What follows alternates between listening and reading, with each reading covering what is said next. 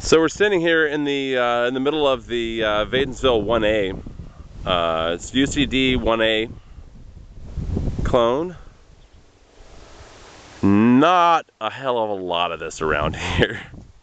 And it's doing so well at this site. I mean, it is doing so well. This is first year in the row, and it's just taken off. It loves it up here. It really loves it up here. And this is one of the clones that David Lett brought up in 1965 from UC Davis. And actually, I believe, if I'm not mistaken for us, you can kind of trace us back to his stuff, right? Yeah, I got all this from Sokolblosser. Sokolblosser had to get it all from originally Lett. After they could no longer get cuttings from Lett, they had to source it all from Bethel Heights. Bethel Heights, Sokolblosser, and Irie, the Letts, are the only three wineries, vineyards in the area that I know that have UCDW1A. It was then grafted by King Estate, planted on resistant rootstock, and for the last 2 years I've been taking W1A and I've been planting it and propagating it out here because this is an elusive clone to the area that I don't want to let pass on. Yeah. I don't want to miss out on the opportunity that this has to tell its story on this particular site right here. And this is one of the things that I think that that people really need to know about is the clonal types. You know, you see a lot of Wadensville 2A, but yeah, this is what's really. In fact, anything that it says Wadensville is going to be 2A. And this there is are only what 3 people in the valley that have 1A, and they're proud to announce that they have 1A, and they'll make a statement about 1A. 4 people. Yeah, 4 people now. I mean, that's right here, man. That's this. Yes, it is. That's what we're working And for. more importantly than all of that, look at how well it likes this site. Like you were talking about. It loves it. Look at the success rate. I mean, you can go down and bam, bam, bam, bam, bam, bam. You can't find a vine that's not doing well. It's just crazy. And even the ones that are like, they're like, oh, that one's not growing. Well, fuck yeah, it's growing. It's growing. They're just taking. They're just doing so well. I mean, it's breathtaking. It is.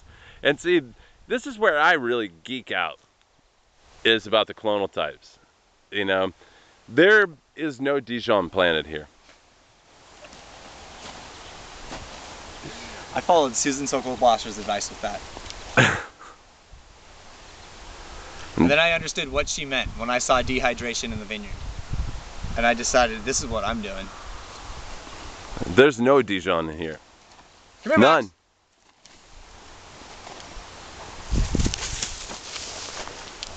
Go get it! I don't know where it went.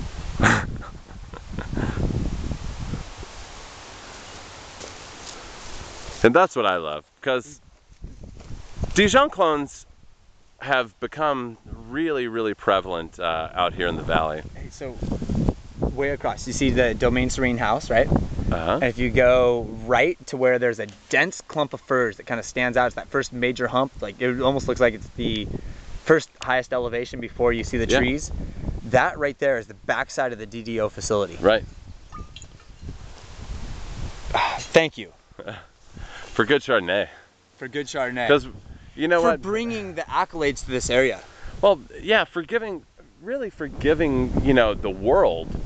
Do you know that do you know this? I don't know that a lot of people know this. Do you know that when Domaine Drouin purchased property out here, that it made the cover of Time magazine?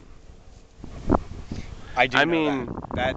But yes, few people understand. That's how big it was. Right.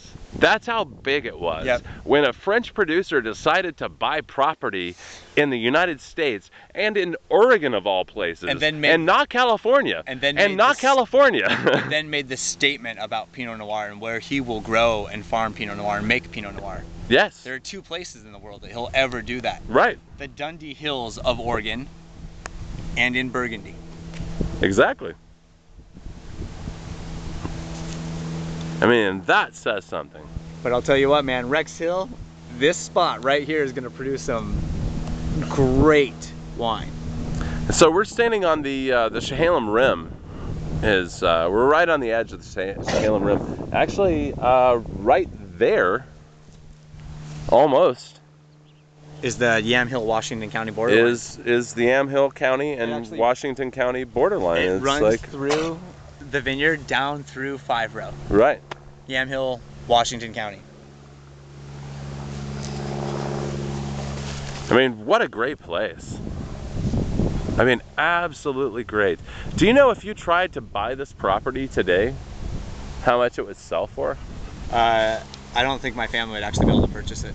We'd Not, have to actually talk to my but cousins. if they were going to sell it, Oh, if we were to sell it, it was estimated, I think, well, when my grandpa passed away in 2004, it was estimated value was $275,000. yeah, That was in 2004. I guarantee you, especially now that now that we have established grapevines on this property, I would probably put the acreage probably at about $30,000 an acre. Yep, and there's 19 acres here.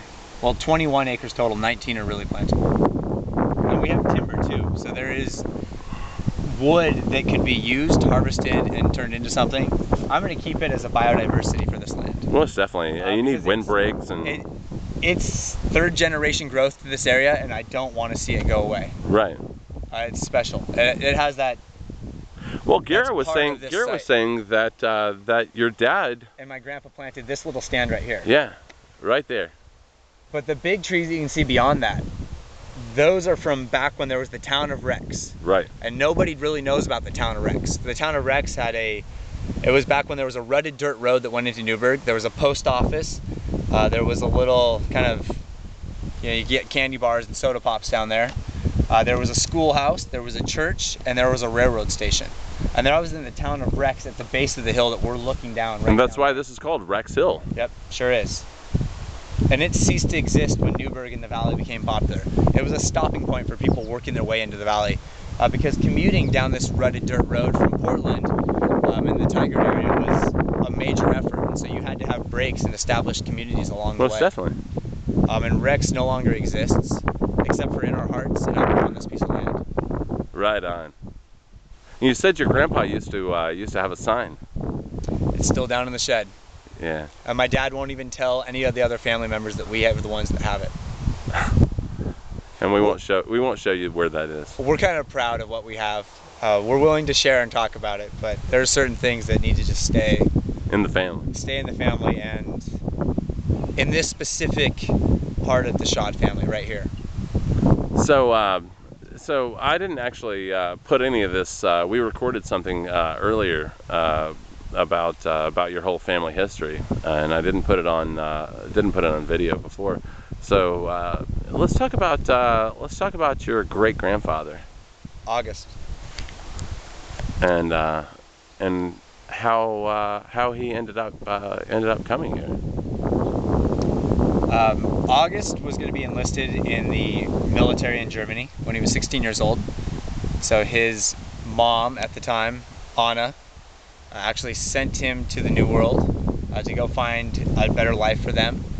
He later, with his brothers William and Gottlieb, came over here, brought his mom back here, eloped with his future wife, and they started farming in the area. August had 6 kids.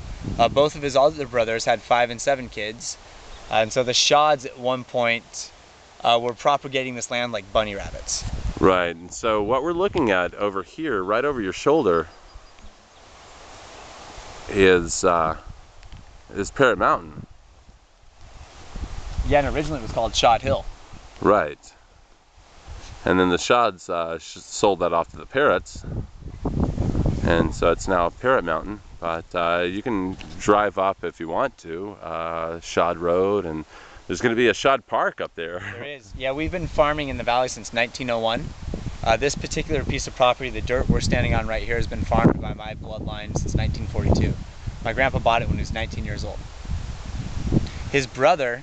And see, that to me, I have to give you fucking props on that, because this is a guy that wants to continue on with the family tradition.